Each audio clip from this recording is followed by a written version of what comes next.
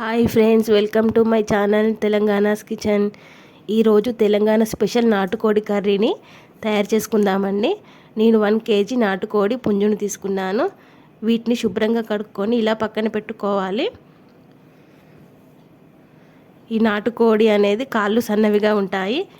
ఈ కాళ్ళు సన్నవిగా ఉండేవి చూసుకొని తీసుకోవాలి. బయట మార్కెట్లో దొరికినవి పెంచినవి ఉంటాయండి. ఆ కాళ్ళు సన్నవిగా ఉండేటివి చూసుకొని తీసుకోవాలి. 1/2 టేబుల్ స్పూన్ పసుపును వేసుకుందాం. 1 టేబుల్ స్పూన్ అల్లం వెల్లుల్లి పేస్టును వేసుకుందాం.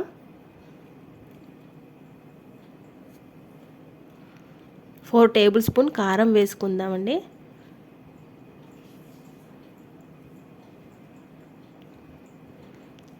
ఈ నాటుకోడి కర్రీకి కారం ఉప్పు తగినంత ఉండాలి. 3 టేబుల్ స్పూన్ ఉప్పును వేసుకుందాం.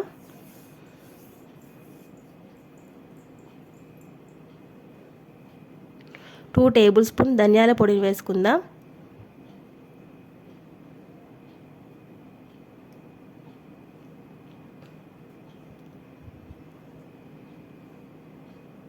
1 టేబుల్ స్పూన్ గరం మసాలాను వేసుకుందాం.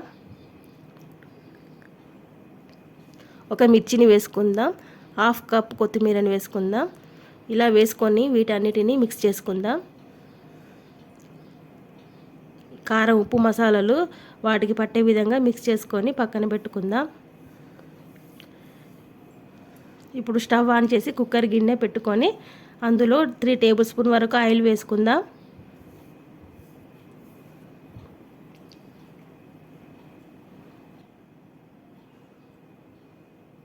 ఉల్లిపాయ మిర్చిని ఈ విధంగా కట్ చేసుకోవాలి. ఆయిల్ వేగాక ఉల్లిపాయ మిర్చిని వేసుకుందాం.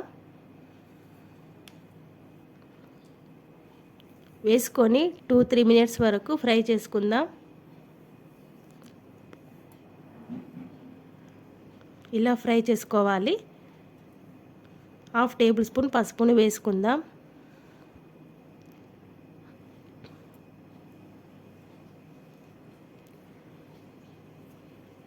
1 టేబుల్ స్పూన్ అల్లం వెల్లుల్లి పేస్టును వేసుకుందాం.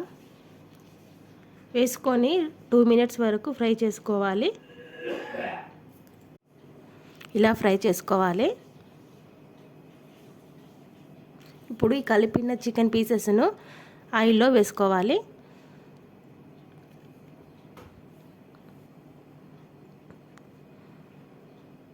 ఇలా వేసుకొని 3 మినిట్స్ వరకు ఫ్రై చేసుకోవాలి.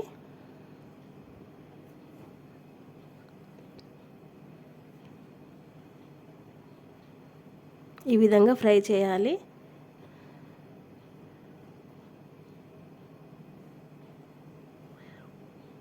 తర్వాత మూత తీసి మళ్ళీ 2-3 మినిట్స్ వరకు ఫ్రై చేసుకుందాం. ఇలా కారం ఉప్పు ముక్కలకు పట్టే విధంగా ఫ్రై చేసుకోవాలి.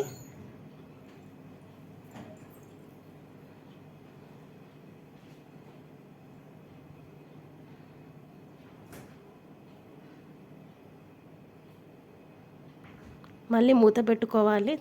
5 మినిట్స్ తర్వాత మళ్ళీ తీసి తగినంత వాటర్ వేసుకోవాలి.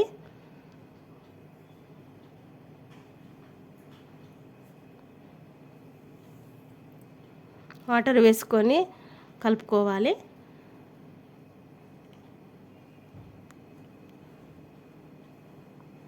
ఇప్పుడు 5 విజిల్స్ వచ్చే వరకు ఉడకబెట్టాలి. 5 విజిల్ తర్వాత మూత తీయాలి. చూడండి, ఉడికిపోయింది. చివరిగా కొత్తిమీర వేసుకొని గార్నిష్ చేసుకుందామండి. అంతే అండి, రెడీ అండి. గుమగుమలాడే తెలంగాణ స్పెషల్ నాటుకోడి కర్రీ రెడీ అండి. ఈ విధంగా ముక్కలు ఉడకాలి. ఈ విధంగా ఉండాలి. ఈ వీడియో నచ్చినట్లయితే లైక్ చేయండి, షేర్ చేయండి. మరిన్ని వీడియోస్ కోసం మా ఛానల్ని సబ్స్క్రైబ్ చేయండి. Thanks for watching.